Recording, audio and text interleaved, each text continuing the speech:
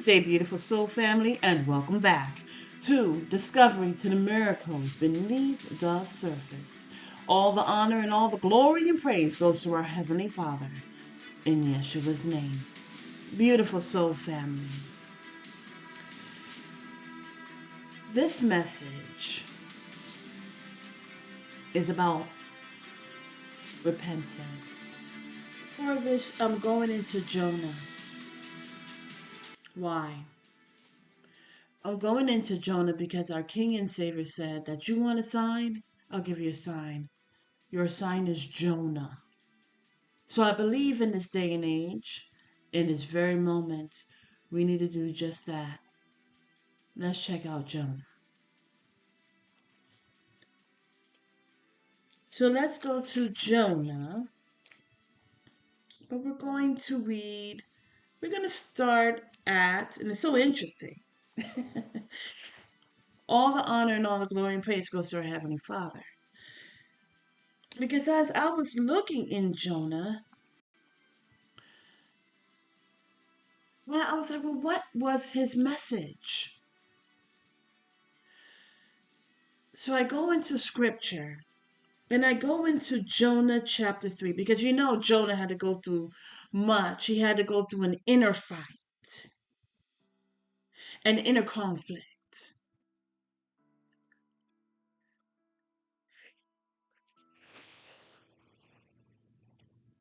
of doing the right thing, but choosing to go in the opposite direction. And I was listening to a fellow seer, and he was talking about this. I'll put his message in the description box. But he was talking about this. When you curse Yah's people, you emphatically are cursing yourself. When you bless Yah's people, then you are blessing yourself. The thing about it is, this is how the Holy Spirit showed me, is that we're talking about the serpent seed. And the serpent seed's father is Satan. And those who are brought into the fold of being a serpent seed, they are a ride and die with Satan. They live and breathe Satan.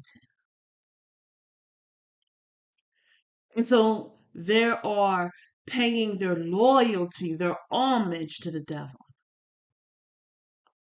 If anything, they don't care about being seen and saved and blessed by Yah. Because in order to get there, they have to go through so much.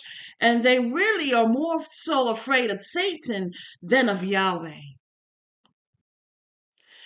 It's just so much lies that they're wrapped up in. As a matter of fact, as I speak on this, the Holy Spirit is showing me a person who is wrapped up by so much silk covering. And that wrapping is really the spider preparing it for its next meal.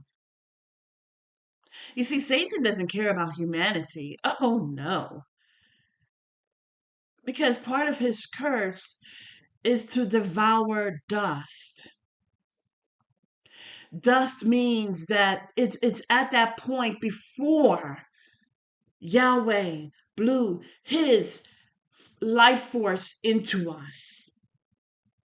It's so interesting because nowadays there are a majority of people who have checked out on breathing oxygen. You may say, how is that even possible? Well, when they choose to smoke, when they choose to smoke cigarettes, when they choose to smoke weed, when they choose to continuously back to back to back to back fill their system with the toxicities as if this world isn't providing more than enough.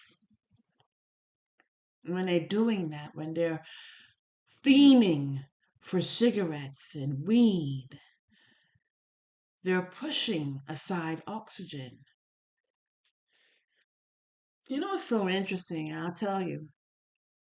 I once saw a message, and there was a man, and he was giving his testimony. He had a nightmare of being in hell.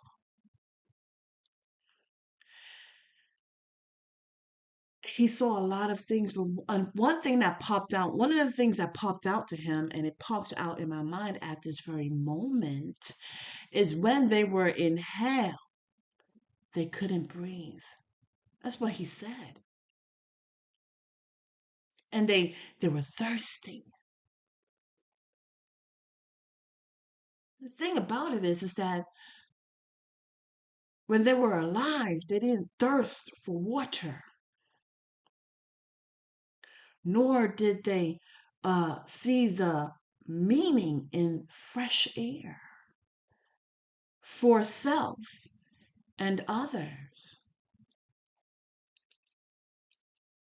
Now, you may want to argue all day long the different reasons as to why a person may smoke cigarettes and smoke weed.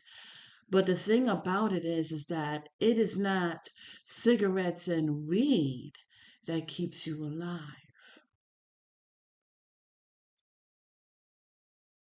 We tend to miss out on that when we don't have the oxygen which is provided by our Heavenly Father. So I wanted to know, what did he exactly say? Here in chapter 3, Jonah says this. He says this in verse 4, the latter part. 40 more days and Nineveh will be overthrown. It says that Nineveh was very large. It says it took 3 days to go through it. Jonah began by going a day's journey into the city, proclaiming, 40 more days and Nineveh will be overthrown. He said it over and over and over again. You know, just like David, just like David had the armor on and he took off the armor of Saul. It wasn't something that was of Yah, okay? It wasn't proven to be true.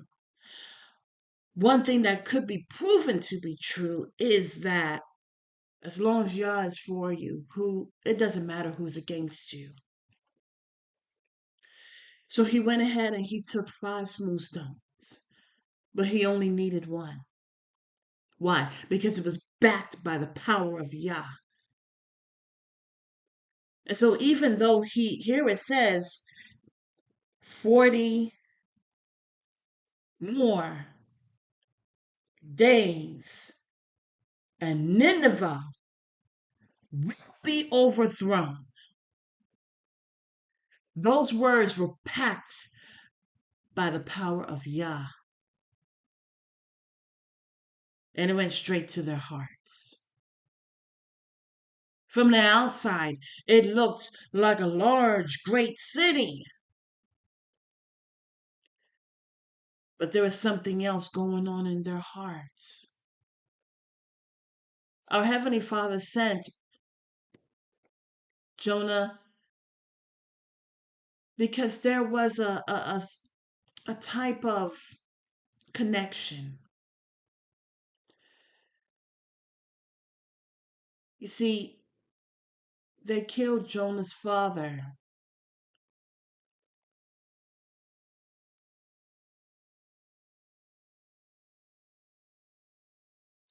They killed Jonah's father.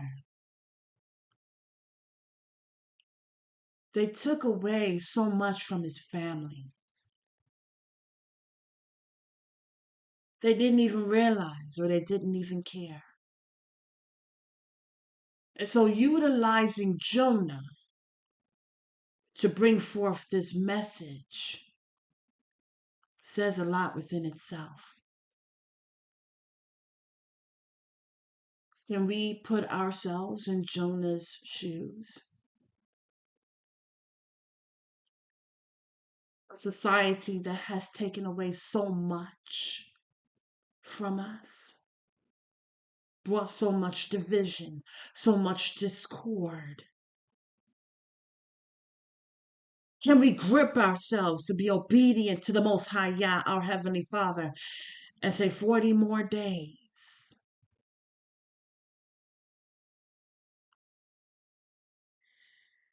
And you will be overthrown. Whose heart will it reach? We don't know. But there are times where we want to run away from delivering the message to the very people that have shown over and over and countless of times how wicked and vicious they still are. There's so much cries. Will they hear this message?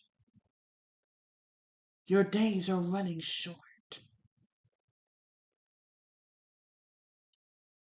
Will they take off their suits? Will they take off the garment of anger and jealousy and envy and pride, ego? Or will they keep on going?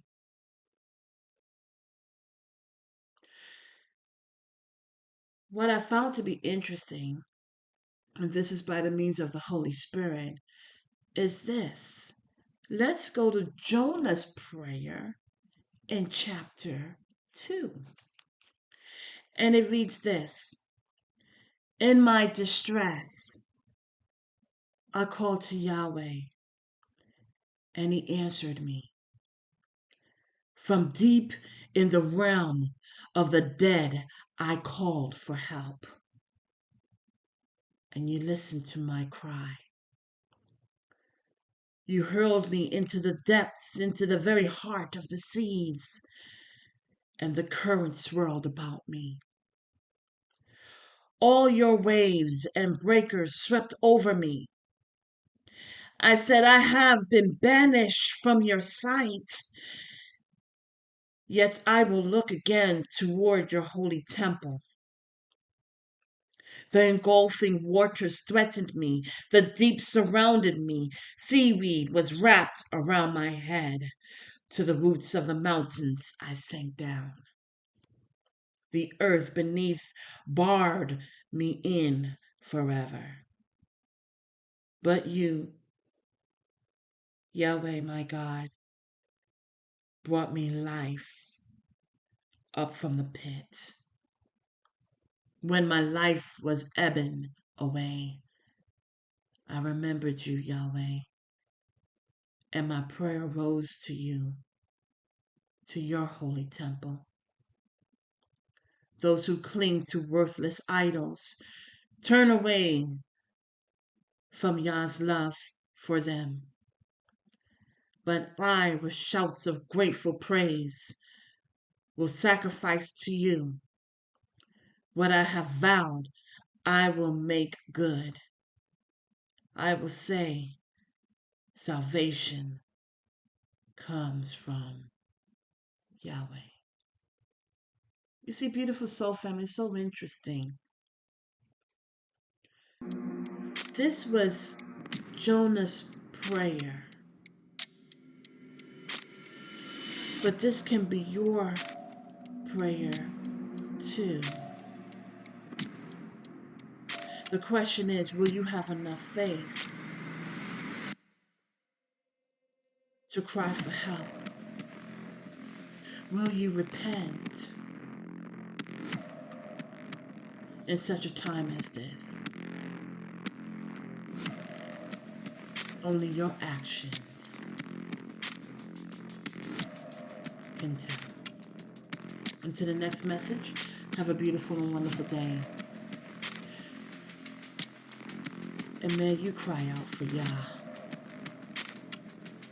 to see for yourself.